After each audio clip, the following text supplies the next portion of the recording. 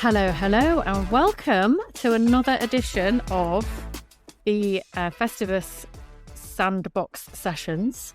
My name is Rachel Bardill, and I am presenting a series of sandbox sessions for you today. Today, we're going to be speaking to Chitra Soundar, which I'm really excited about. She is an award-winning author and storyteller whose work spans books, films, and television. She is an incredible force in this industry, and I'm really happy to say hello. Chitra, how are you? I'm good. Thank you, Rachel, for having me. I mean, Festivus, I love Festivus, and this is amazing to be on this podcast. Yeah. Absolutely. Just to introduce you before we get going, and I know we've got some incredible questions and some great chat to be had, and I know this will be of great value to the Festivus community. But just to introduce you at the beginning, so you've built an incredible career telling stories that are very deeply rooted in culture and heritage, yet which resonate with audiences all over the world, from picture books to developing original IP like Nikhil Jay. You've got a unique ability to craft narratives that are both specific and very universal, and something that feels really important, especially in the world we're living in at the moment. So in this conversation, we'll be exploring your journey, your creative work, from how you first broke into the industry to how you develop story worlds that travel across formats and cultures. We'll also dive into the realities of building a sustainable career in children's media, and what it really takes to create stories that connect with modern audiences. So without further ado, let's get stuck in. We've got lots and lots of ground to cover. So my first question for you is, you've built a career telling stories rooted in culture and heritage. And as I mentioned before, now more than ever, we need stories like that to ground us. Tell us about how you started your journey and where your career has taken you to date. Well, long history because I'm quite old. So I started out. I'm an oral storyteller. Even as a kid, and I started more telling stories, writing poetry, writing nonfiction. I wrote a lot of essays growing up as a kid. But I was of the generation that was newly introduced to computers in the 80s. So I studied lots of different business degrees and did computer science and started teaching computer science. That's where I started. Again, a very good oral skill to have had. And then I moved into programming and working outside of India. So I moved to Singapore, and that's when I started publishing my stories. And I think it took me about 6 months to a year to figure out what is it that I wanted to write. And I wrote for the newspaper Straight Times, and I wrote for magazines and medical magazines and all sorts of things. And then I realized, my heart is not there. My heart is in the stories I listened to as a kid and the stories I wanted to retell. And I kind of zeroed in on children's stories, and it felt a lot more a natural place for me. And I was always good with kids. I've been tutoring kids ever since I was 10. So it's like, okay, this feels like home. So that's how I started writing. And I was writing alongside a full-time job until 2018. So I moved from Singapore to the UK. And throughout that, I've been with a multinational for all that time, with big responsibilities, big teams, but still writing in all the free time I can find, whether it is during a quick 10-minute coffee break or during weekends. I am not a very good come out, let's go for a party kind of person. I'm more like, I'm going to use this time to write while you all go away somewhere. So I used all my holidays to do writing retreats, and did all of that kind of stuff. And then in 2018, I quit my day job to become a full-time writer. And by then I had slowly built up a few books in the UK, and I published a few. I thought, okay, if I focus, I should be able to do better things, more things, all sorts of things like that. And that's when in 2019, I started exploring what it is to get into kids TV. So that's kind of how a very quick whistle stop tour of I I could go into so many different parts of your journey and have an hour-long conversation about each one of them. I think overall, the message here is you've gone all over and you've had brave moments in your career.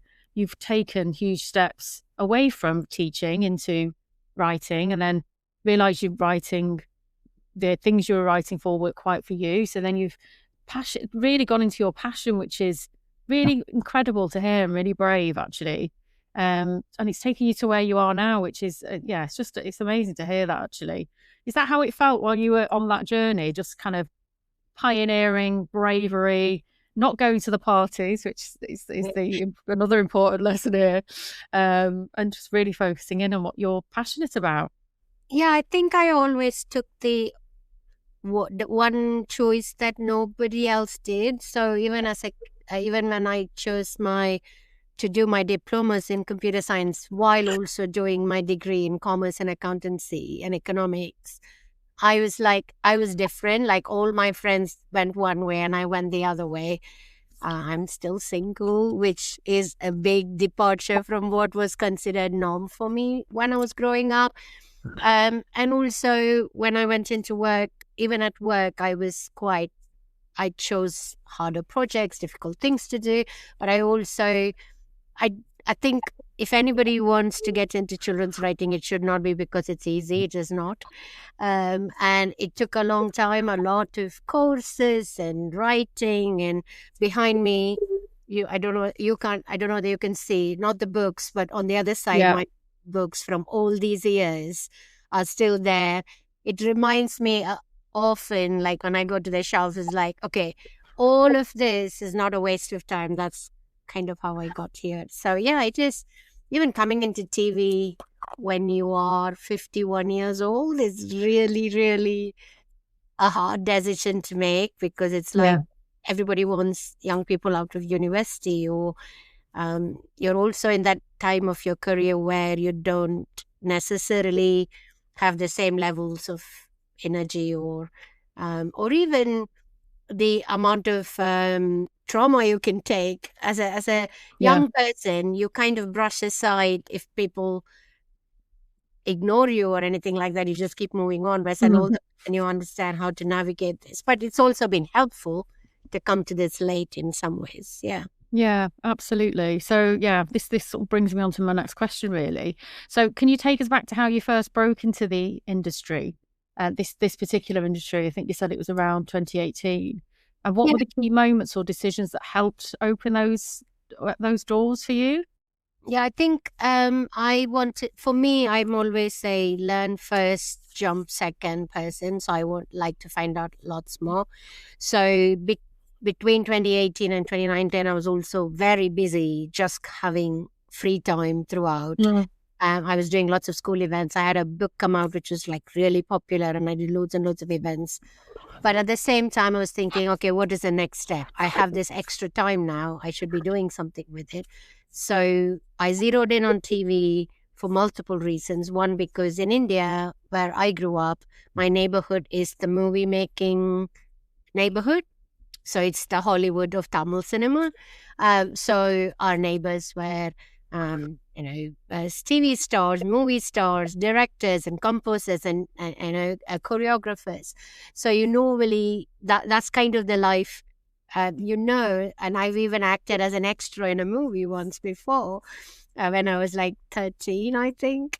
And I was always wanted to write TV, because my mum used to put on plays, and we all were in an amateur drama club. So we always used to go up on stage and act, and wanting to write. So in 2018, the first step I took was to write a play and rope in a friend, and we performed in 5 different English locations in England. We went to different places to perform. Somebody asked us, would you go on a tour of England? I'm like, no, I'm a writer.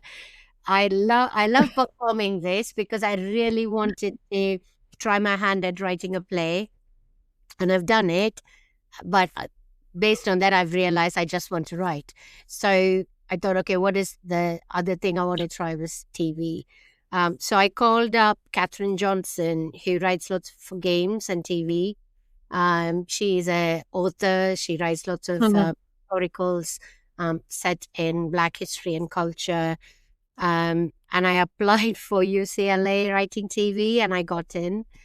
And I thought, okay, great. Should I actually go? Because it is 2 years in LA, a lot of money, but also I don't drive. Going to America as somebody who doesn't drive to LA is a really scary thing. I thought, okay, but if I go there, I'll figure it out. And I called Catherine. Catherine said, why would you want to go to UCLA? Go to NFTS. And I'm like, oh, okay. And then I called Kieran Mutta, who is a head writer on many shows, who's also an author. That's how I know him. So I called him up and asked, and he said, yeah, you can do it UCLA. But you can also write here. So I thought, okay, I'm going to go. I'm going to do this course. Wow. The first installment. And then I realized, okay, I think I'm having a midlife crisis. This is not going to work for me. So I asked for a refund. So they gave me the refund. Lucky I asked for the refund, because within 2 months of that, it was COVID. I was just about to say that. Gosh. It was so lucky I did. Sorry, I have to stop playing with my things on my desk. But yeah, so those were things that made me think about, okay, what is it that I want to do? But while doing all of this, I was also listening to every possible podcast about writing for preschool, writing TV. What is it that I want to write? I write lots of comedy scripts for other people. Like, I did lots of other things. And then I researched. I am a huge researcher. I spent a lot of time watching every children's TV series I could get my hands on.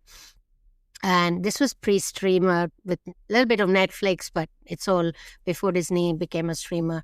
Watched all the BBC shows and as many of the, milkshake shows. And I used to write down what happened, but also then write down the names of the head writers, names of the producers, names of the production companies. And I wrote lots and lots of samples. I went to BBC Writer's Room, downloaded every children's script I could get my hands on, and then wrote different scripts, and realized very quickly where my heart lay. And this is how I do everything. I need to try a broader range and then narrow down so that I understand which is the one that makes me most happiest and most, I feel like I can do it. And I realized my books are for 3 to 10-year-olds, and a lot of my books are for 3 to 6. And therefore, that's where my strength lay. And I thought, okay, I'm going to focus on preschool. So I spent a lot of time learning about preschool. And then the big decision I took was to attend Manimation 2019. It is like a one-day conference that was attached to the Manchester Animation Conference. I don't think it happened after that. That was And I went there and I met loads of execs. I met lots of other people, but I realized I was quite unique, that I went to all the one-to-ones that I had booked with a bundle of books. And I went, I can write. Can I write on your TV show? Was how I approached everything. And then I also attended a masterclass in writing for children. Andrew Burrell ran it that year. It was very useful to sit in the class and listen to him explain and break down everything. And all of that added up to, okay, I want to do something. And I kind of know what it is that I wanted to do, to narrow it down to Nikhil Jay, which was coming out the next year. So I was kind of in the middle of writing it.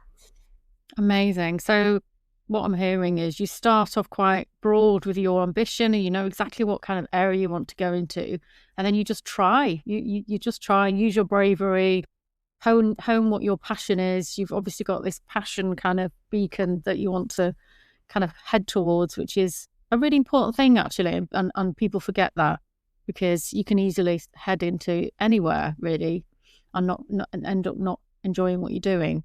So it sounds like you did that, and then you networked, and you really tried hard to get to where you wanted to get to, which is which is Nikhil and Jay, and that's where it all took off, which is Yeah. amazing.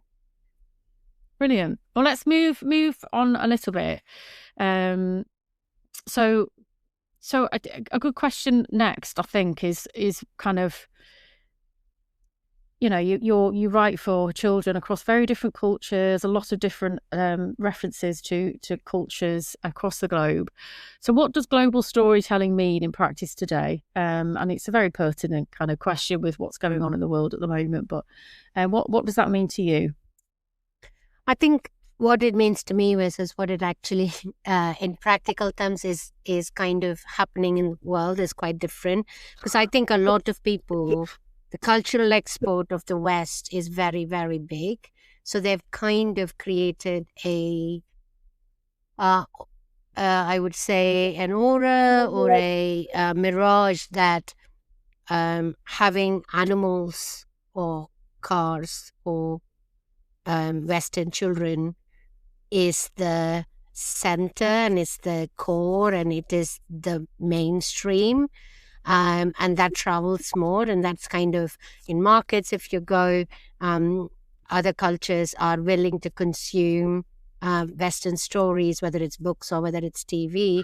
Well, but in reverse, Western cultures are much more reluctant to consume stories from the rest of the world.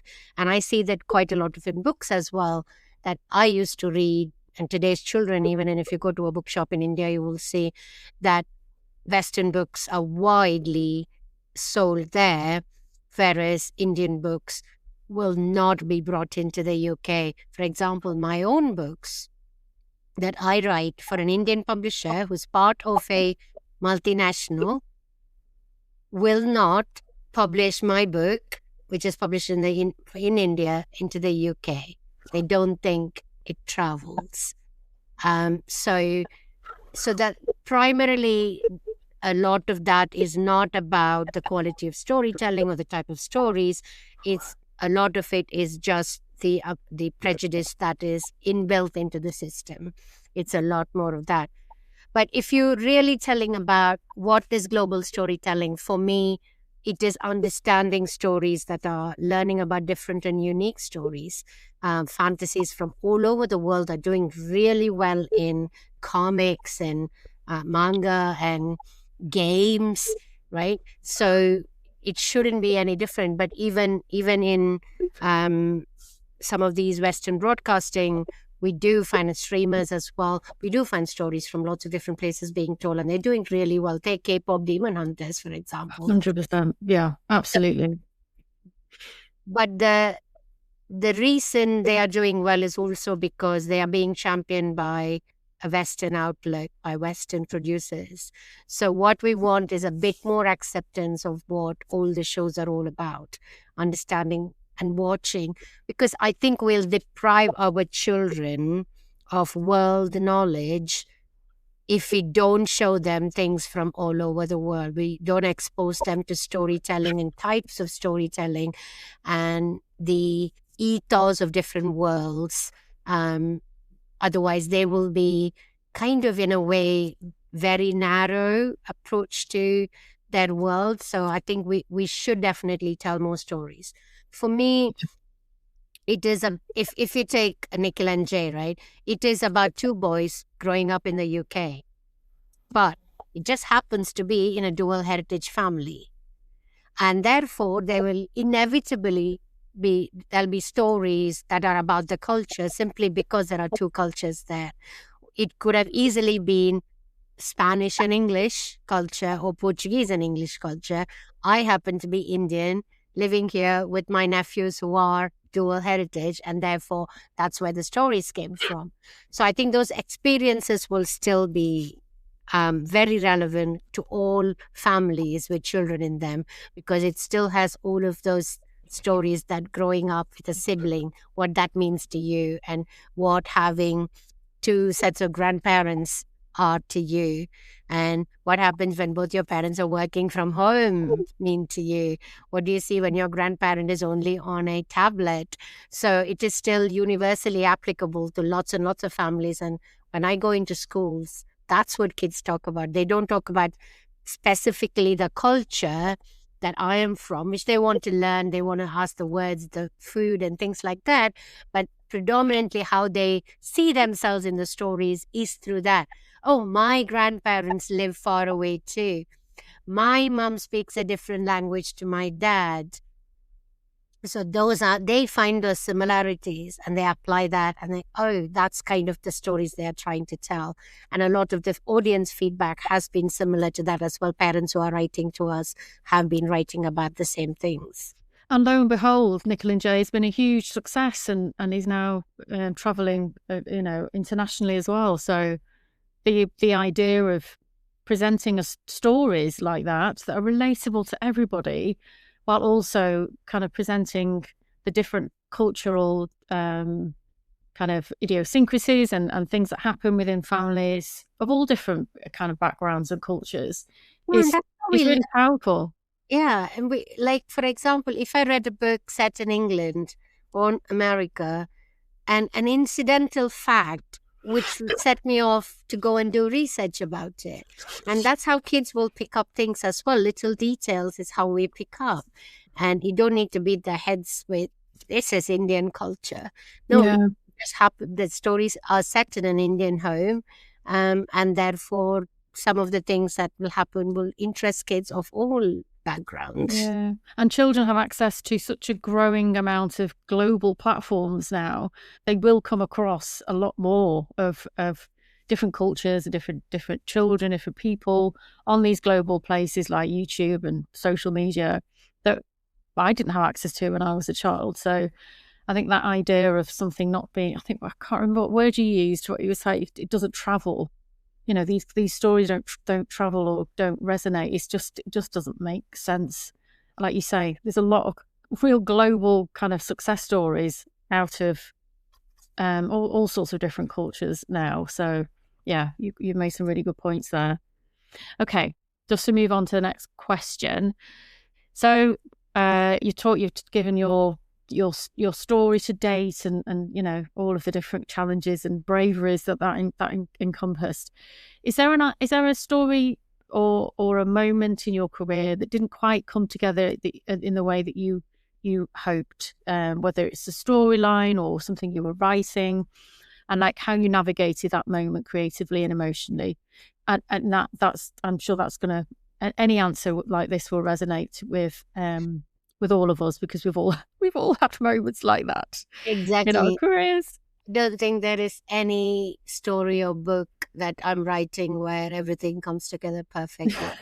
But I remember when you asked, when I was thinking about it, I was thinking about one episode which came in later in the Nikhil and Jay 52 episodes. We did one which was called Nikhil and Jay and the Birthday Half.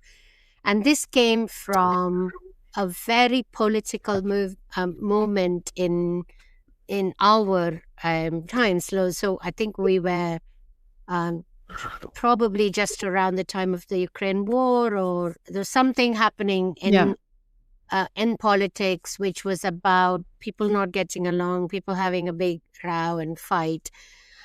And I turned around. We were in a story discussion, sitting in the cake offices. Actually, we borrowed a meeting room from them. And I turned to Becky Overton, our head writer, to say, we should write a story about Nikhil and Jay not getting along, because that is the reality of life. Brothers won't get along, especially when they're growing up. Even after you're adults, you don't always get along with your siblings. We've been, yes, we want it is for preschool, but at the same time, we want it to be a little bit more realistic. So we thought, great, let's go try and write a premise for this.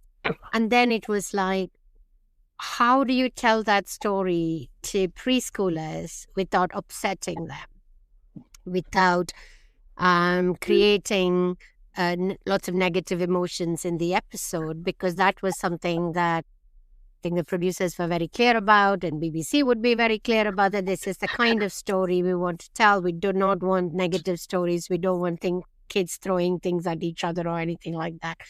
So we went round and round thinking about what it would be. So we needed a vehicle for it. And that was Max's birthday. So Max the cat has a birthday, and on that day it so happens that there is a fight. But how to show the fight, what fight would that be? What is the reason for that disagreement? All of this got hashed and rehashed and discussed over and over. Like we were constantly writing a new storyline and taking it out, going, no, that won't work.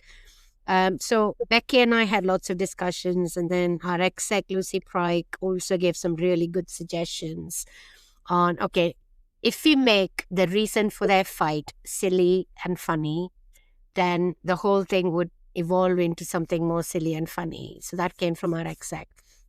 And then we realized, okay, if they're fighting over something they thought the other person did, and it so happens that either of them didn't make the mistake, then it would be more of a case of misunderstanding, which would be more fun. So that was useful to process. Right. And also the disagreement itself, Becky did an amazing job of helping me rewrite it into something more funny and escalating, but at the same time, something that's unique to Nikhil and Jay. So we wanted chaos, not disruption. So we wanted to have funny chaos. So those were all the different things that we brought. And then finally, the act of saying sorry. We didn't want it to make it like a very twee, very regretful moment. We wanted to make that into chaos as well.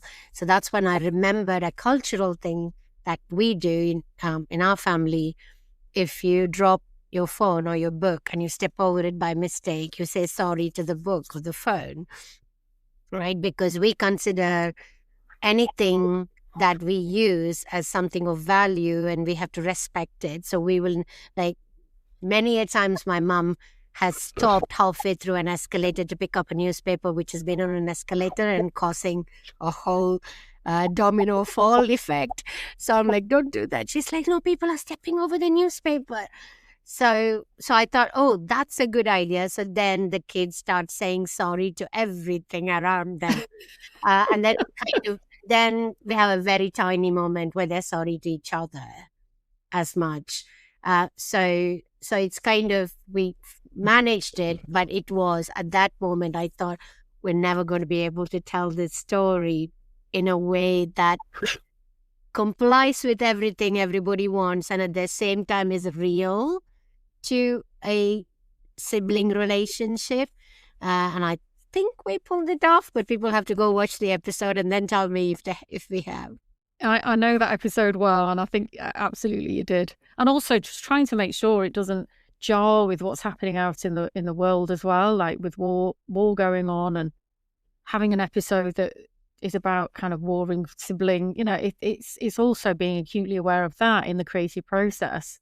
So how was it just a case of spending a long time with that as a group? Did you, as a team, approach that problem together, or was there? Yeah, it was my episode, so I went back and forth with Becky quite a lot, and then when the notes came in, our exec also took some time during our weekly calls to have some chats about it and suggest ideas. She was a very hands-on exec, which was quite useful. She wasn't afraid of telling us story suggestions and stuff.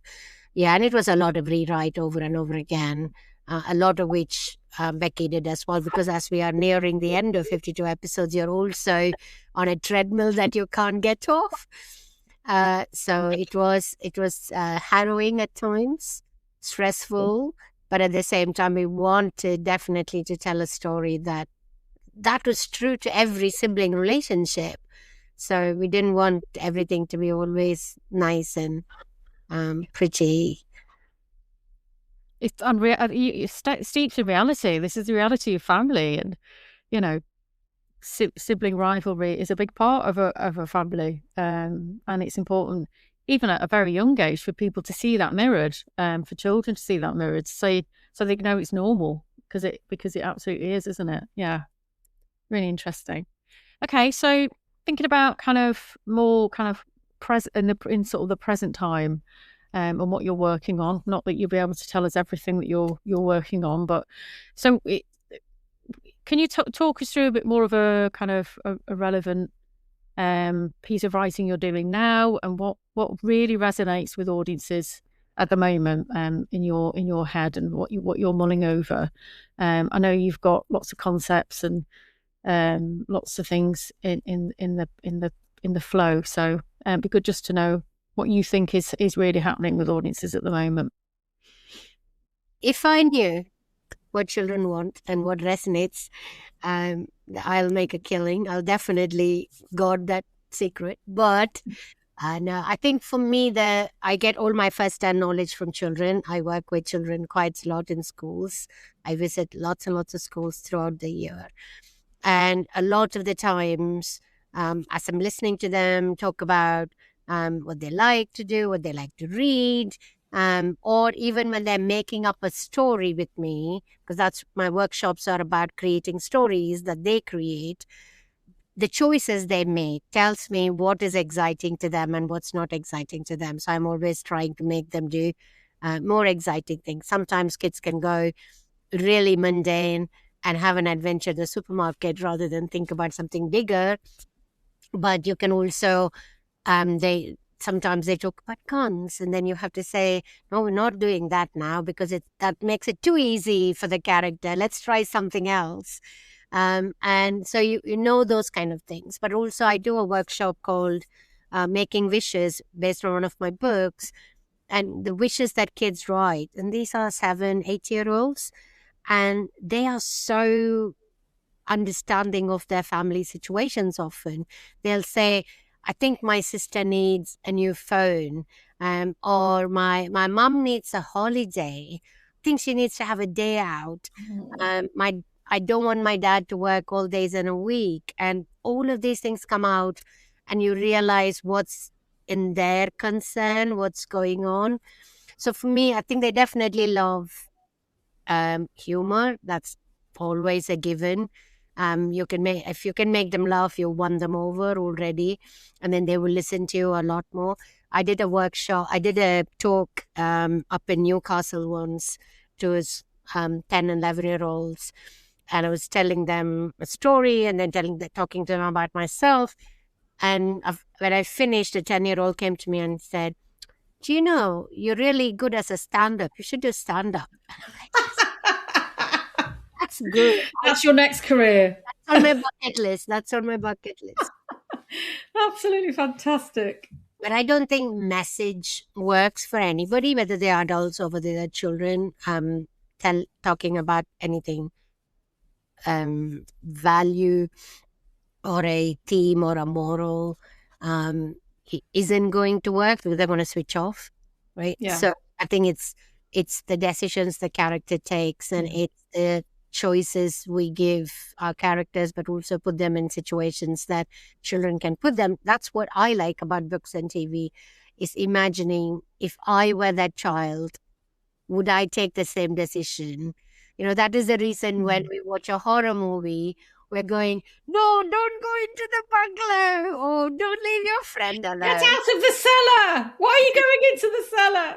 We know, we put ourselves in that, and we think, what will I do if this is the situation? That's what you offer them that, and they would be able to immerse themselves into it. What you've raised is something really, really important. Like, I'm in the business of making digital things happen, digital strategy, games. And I have always, throughout my whole career, my first port of call when I'm making anything, or my teams are making anything, go and talk to the audience, go and talk to children, get out there, get into their world.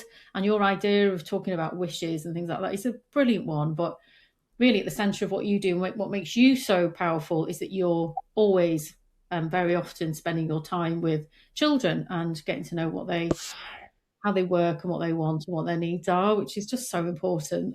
And it does change. Children are the same, children, especially the younger you get, but their concerns and needs evolve. Like you say, they're very astute and they can see, things quite clearly, and they take it into heart. So well done for that. It's a brilliant mantra to have. Okay, so question. So where are we? Question.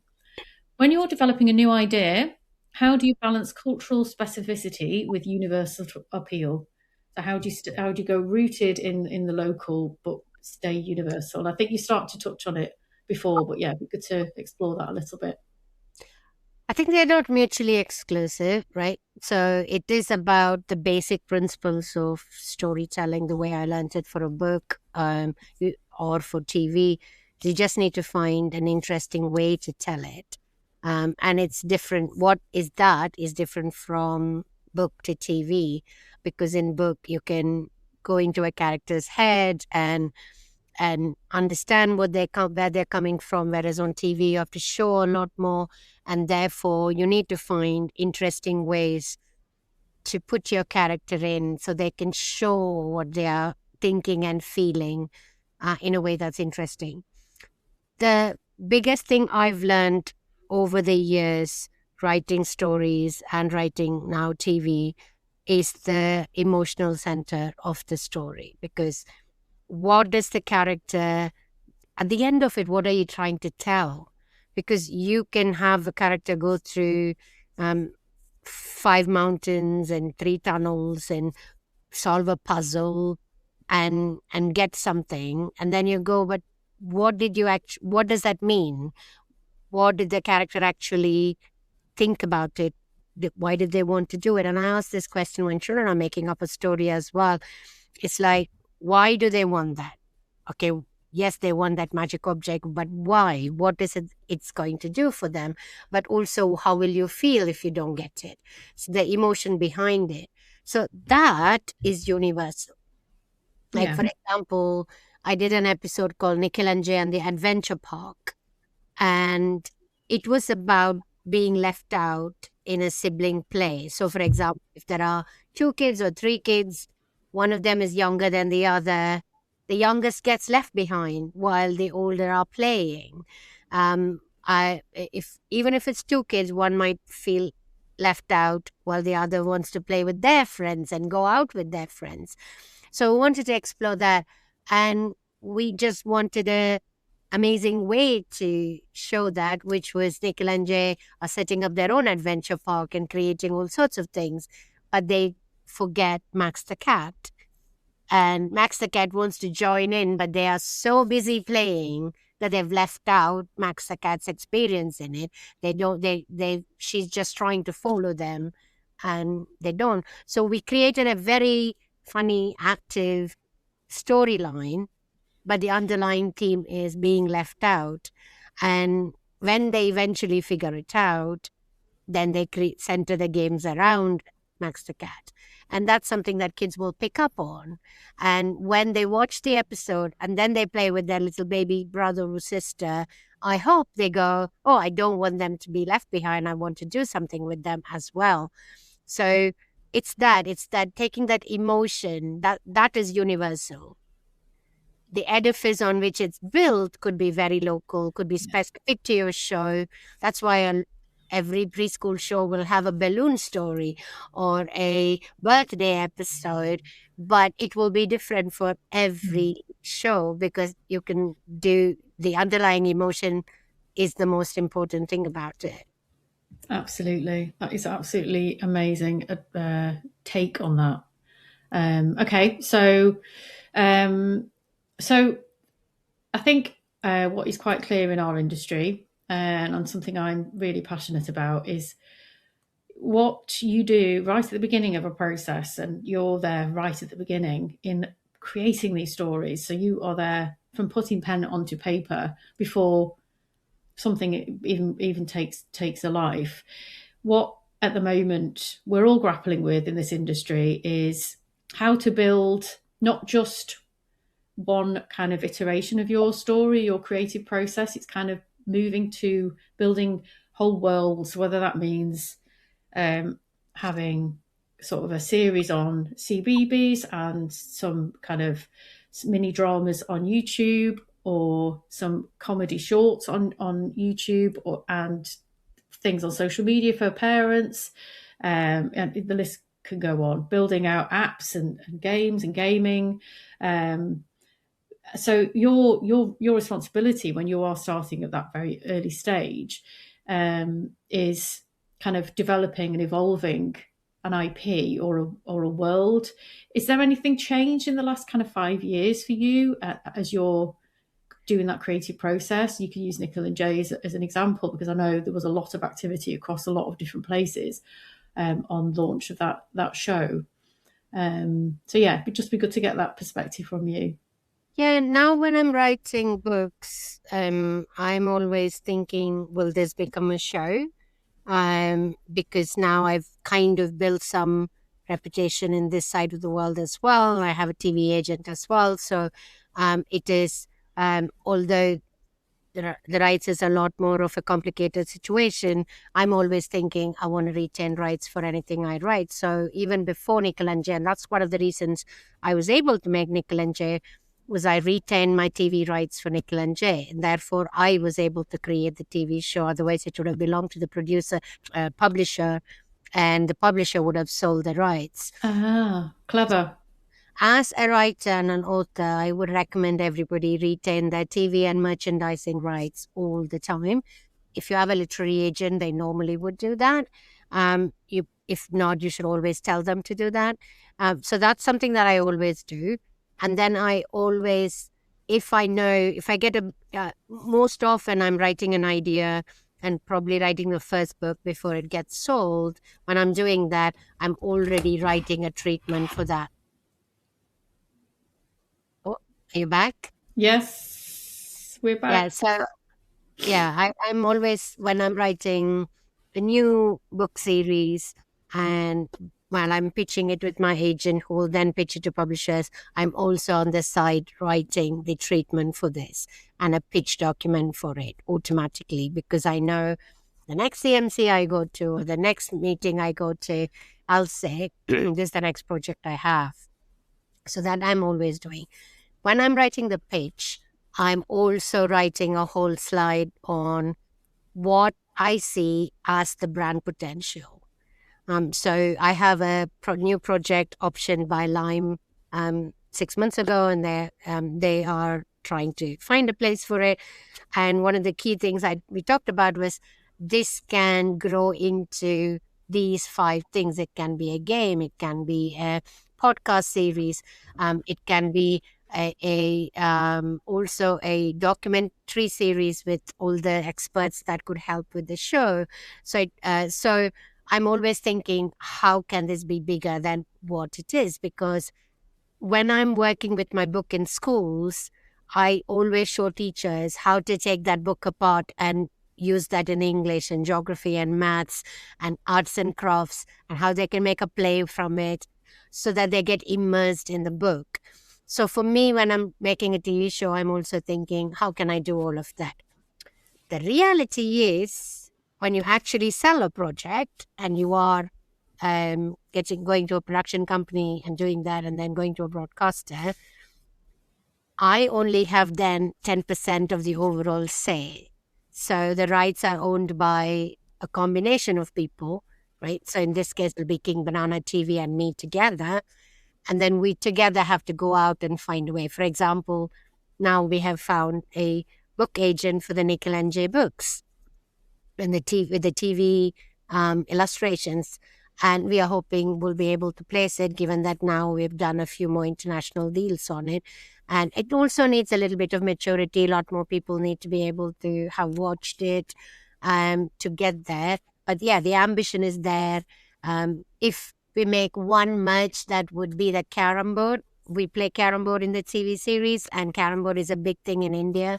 So for me, making a Nikhil and Jay branded carom board would be amazing to do.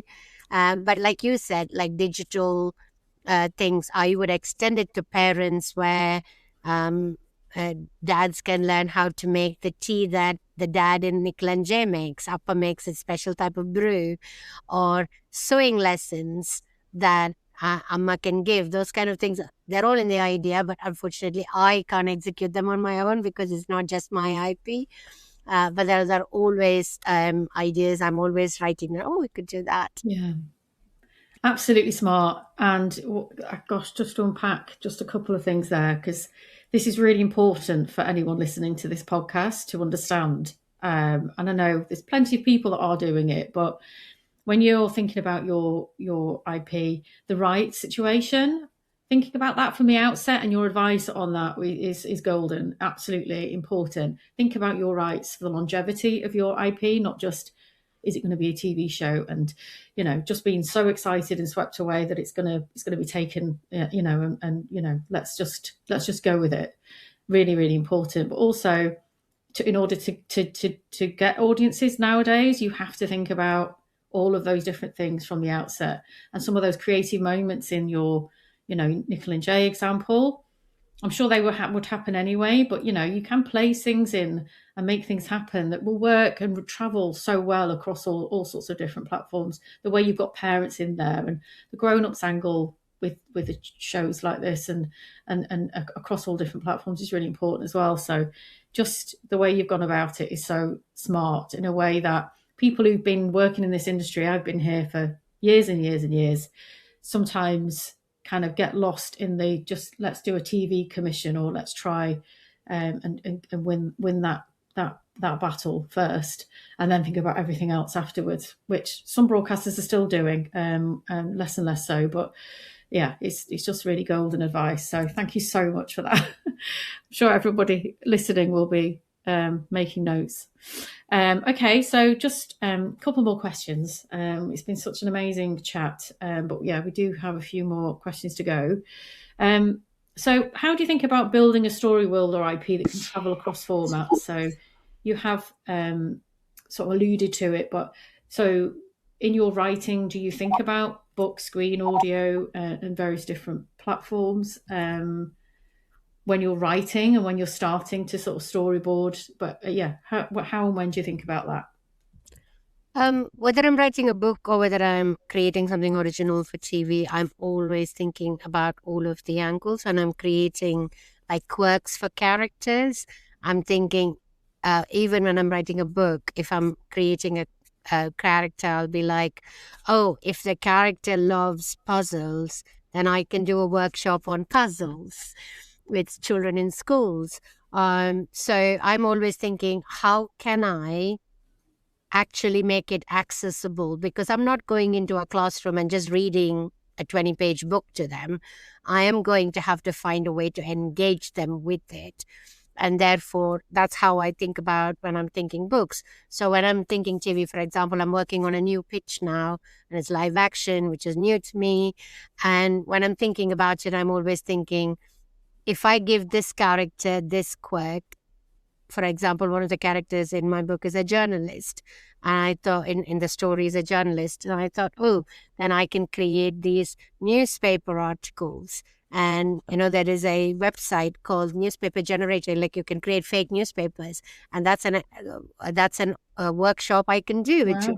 creating, or, there are things that you can do with that.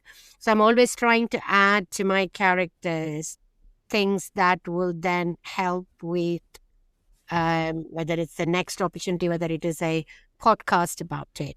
For example, the one that is Option to Lime is about caring for animals. So we always wanted to talk about all the community animal care centers in the world and maybe interview specialists. So we're always thinking, how can I extend it? Yeah.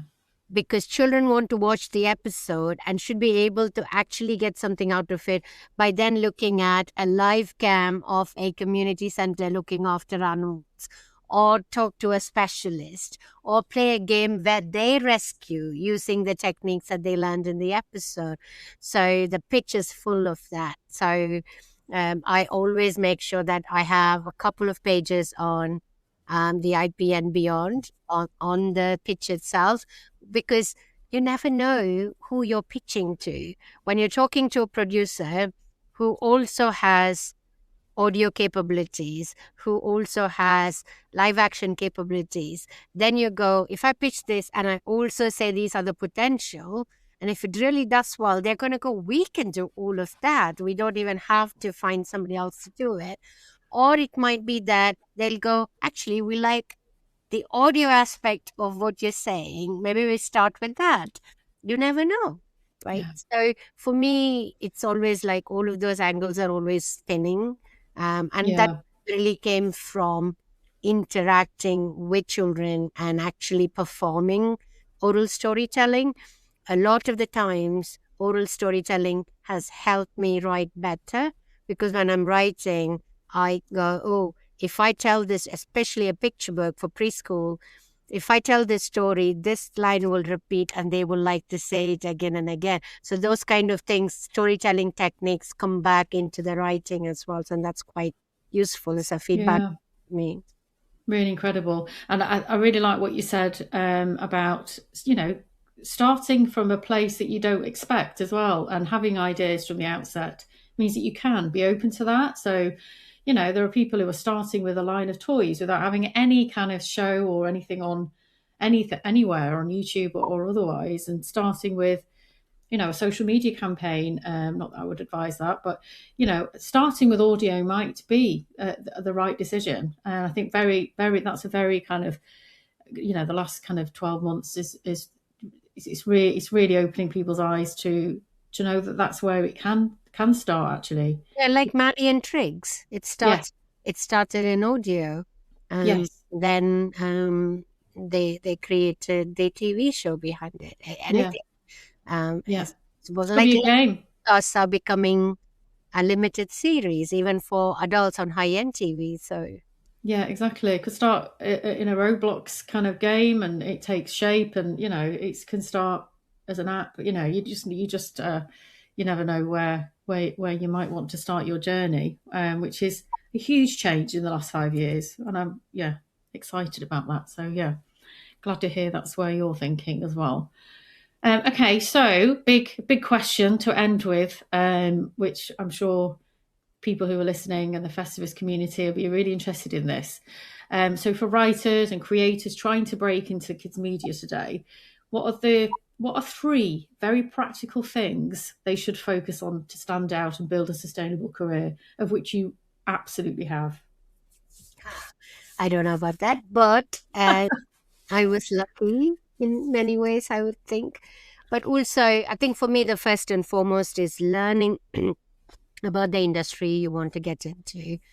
Whether it is understanding who are the broadcasters, who are the streamers, who's buying what kind of shows do people make. ITV buys, Milkshake makes, BBC makes. You should know that.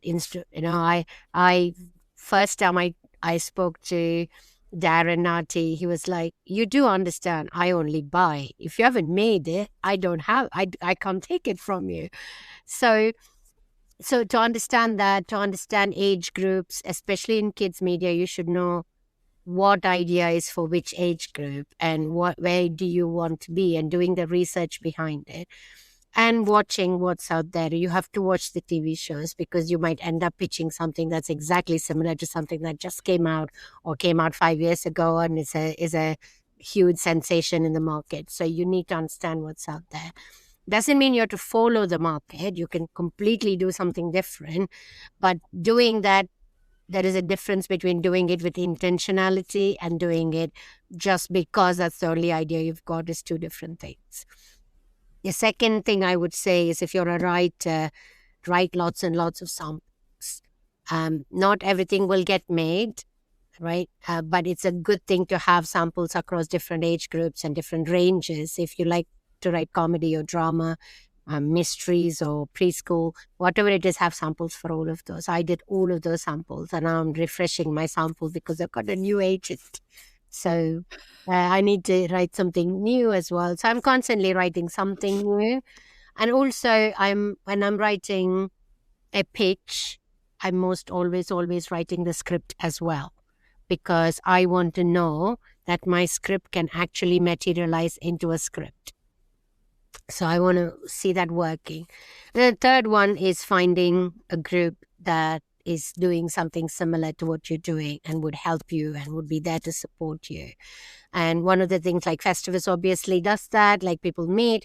I do something called Colorful Connections, where we brought people together who are people of color in the UK kids industry, and we run a group for them. We meet regularly. We meet in Sheffield, and we run master classes or like talks for them. And last month, we've started creating a writers group so people can meet and give feedback to each other. So finding something like that in my books world, that is the most valuable thing for me, is to have a peer group who I can share my stories with, and they can give me feedback. I can give them feedback, because you can't find what's wrong with it in your own work. You do need somebody else to look at it. So that's my top 3 tips, I would say. Amazing. And can people just get in touch with you to potentially become part of that group that you mentioned, or how best You for have people to? Colour. Yeah. In the UK. So there is a website called c3muk.com, and if they go there, all the details are there. They can register and join the group. I'm sure you're going to have a lot of interest there, because absolutely having that community around you to be able to keep you honest, keep you good, give you feedback, and help you when you're down, and take you through the bad times and the good times. It's so important to Just have having that. deadlines I have to come to a meeting, so to finish the next 6 pages is more important than anything else. Yeah. But projects will always languish rather than get done. Yeah. Well, I kind of predicted that this would be an incredible and informative chat. I did not quite anticipate the amount of information, knowledge share, and just really getting to know you a lot better. Actually, it's been absolutely amazing to speak to you, and thank you so much for spending this hour and a bit with me and the Festivus community. But it's been really incredible to speak to you. Thank you so much for having me. I love Festivus. I love what Rob is doing with everything. So I am so grateful to be talking to everybody and listening, because I always listen to his other podcast as well. So yeah, it's amazing to be part of this. Yeah, and an incredible resource. And this podcast will have added massively to that resource as well. Like I say, that you've really shared generously some really amazing things there. So thank you so much.